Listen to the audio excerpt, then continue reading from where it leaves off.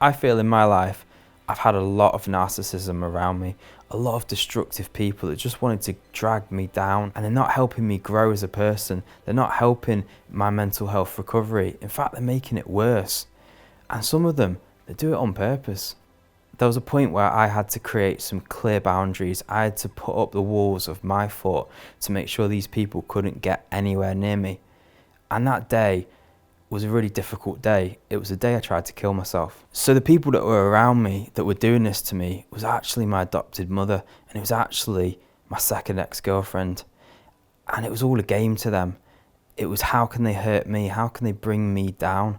They just wanted to punch me in the ribs whenever I was down, and they'd do anything, absolutely anything they could. They had the police involved. They even made up stories to the police so they'd come and arrest me. I remember doing 20 hours in a cell. I remember having to meditate for the whole 20 hours. I didn't speak to a person. So that in turn brought my depression down to the worst it's ever been, put my anxiety on edge as well.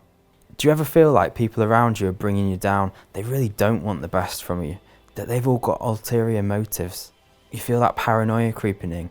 Everyone around you, they're all doing it. But is it paranoia? Or do you genuinely have destructive people around you? I do. But then I had to isolate myself, so I had to leave everyone behind. And then it was just me on my own, and then that was depressing. That made my depression worse. The loneliness kicks in, the anxiety kicks in, because you've got a whole world out there, and it's just you. And to them, it's all they've got. But to me, this is my real life. They're destroying my life. So dealing with these people is really, really difficult. But the first becomes the awareness. Are you aware of what they're doing? Are you aware of their intentions, their habits, their patterns and loops? Because what you'll notice is it's all a cycle. It's the same thing over and over again that they're doing, because they run out of weapons. They run out of psychological weapons that they can use against you. Are they using guilt against you? Are they using your children against you? Are they using desperation? Are they trying to make you feel like you should be there for them? It took me a long time to accept the fact that I was going to have to cut these people out. I was going to have to cut out people that I had kids with. I was going to have to make sure that they couldn't reach me through any source. I had to change my phone number. I had to block them off every single social media channel out there. They still kept coming, making fake profiles, calling the police, calling the CSA, telling them that I was making hundreds of thousands of pounds a year. And then the CSA would come and they would block my accounts, they'd freeze my accounts and question me on my own money. Then that increased my paranoia.